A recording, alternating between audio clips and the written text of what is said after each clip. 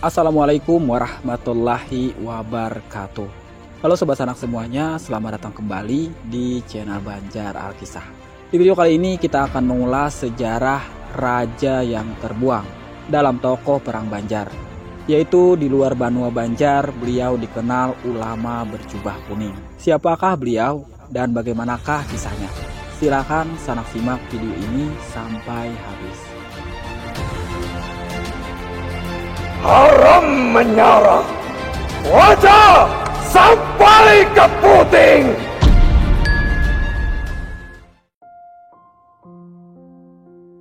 Sobat sanak semuanya, beliau ialah Pangeran Hidayatullah bin Pangeran Ratu Sultan Muda Abdurrahman, atau kemudian disebut sebagai Sultan Hidayatullah Khalilillah, merupakan salah satu tokoh sentral dalam Perang Banjar. Perang Banjar sendiri adalah perang perlawanan Kesultanan Banjar terhadap kekuasaan kolonial Belanda yang berlangsung pada tahun 1859-1905, atau menurut versi Belanda berlangsung pada tahun 1859-1863 Masehi. Dalam perang ini Pangeran Hidayatullah yang menjadi pewaris dari kakeknya, Sultan Adam Al-Wasik Billah ini disebut Belanda dalam buku De Banjarmasin Krijgspan 1859-1863 yang ditulis William Adrian van Rees 1865 sebagai Hoofdstendeling, yang berarti kepala pemberontak.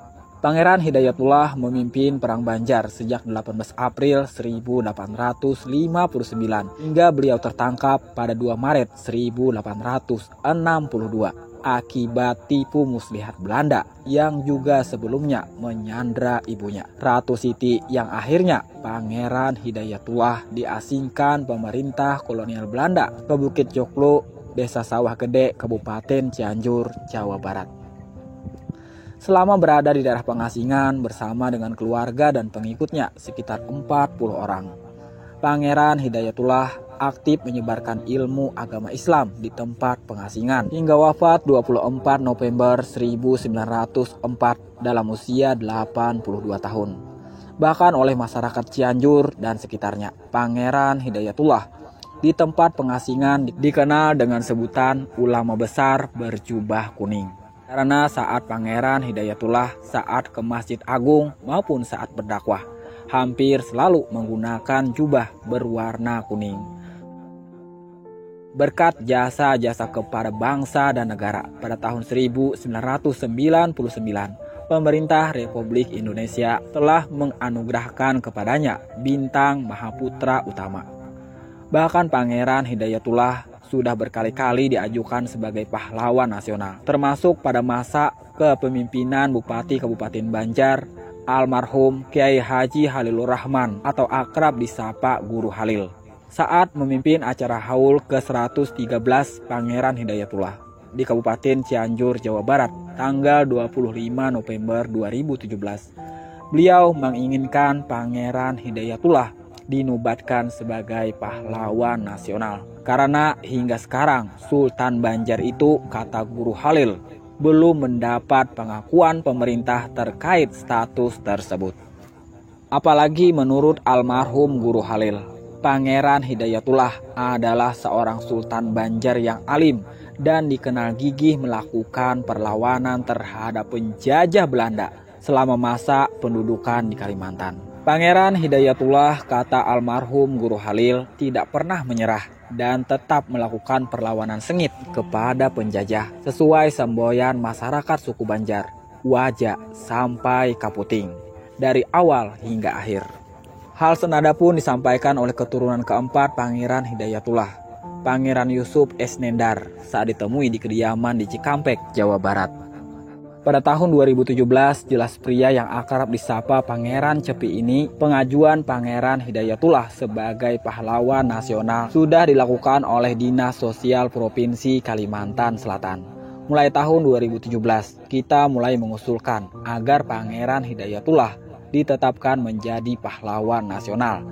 Dan pada tahun 2018 sudah dimulai dilakukan penyusunan anggaran penelitian Pangeran Hidayatullah, ungkap Pangeran Cepi. Setelah dianggarkan pada tahun 2019, mulai dilakukan penelitian di Kabupaten Cianjur, tempat makam Pangeran Hidayatullah sebagai tempat pengasingan, hingga dibuatlah buku tentang Pangeran Hidayatullah.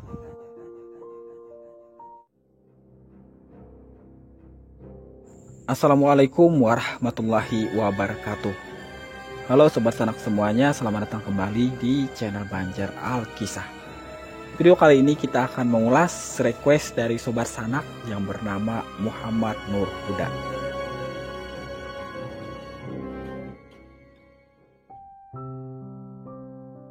Gusti Kacil atau Gusti Muhammad Tarib atau Syarif, bergelar Pangeran Perbatasari, adalah Mangkubumi Kesultanan Banjar atau Pagustian dan sekaligus seorang pejuang perang Banjar. Kampanye Pangeran Perbatasari berlangsung antara tahun 1882-1885. Perang Banjar 1859 sampai dengan 1905 yang melibatkan Pangeran Antasari meletus saat Kesultanan Kutai di bawah pemerintahan Sultan Haji Muhammad Sulaiman. Dalam rangka menggalang dukungan raja-raja di pesisir timur Pulau Kalimantan, pihak Banjar mengerahkan Pangeran Perbatasari. Pangeran Perbatasari adalah menantu dari Sultan Muhammad Seman bin Pangeran Antasari. Kerajaan Pasar dan Kerajaan Kutai pun berusaha beliau datangi. Namun Pangeran Perbatasari rupanya gagal mendapatkan dukungan Kerajaan Pasar.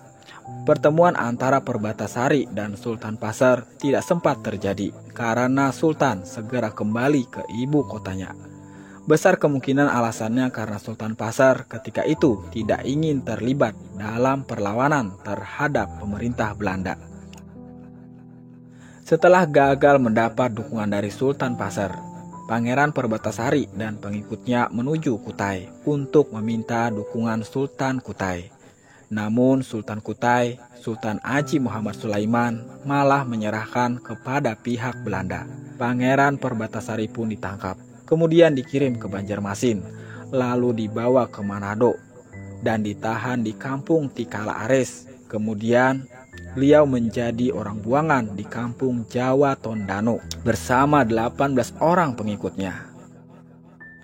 Di kampung Jawa Tondano, beliau kemudian kawin dengan keturunan pengikut Kiai Mojo bernama Rasni Mas Hanapi. Satu orang saudara laki-lakinya atau Gusti Amir kemudian menyusul ke kampung Jawa Tondano dan menikah dengan wanita Jaton.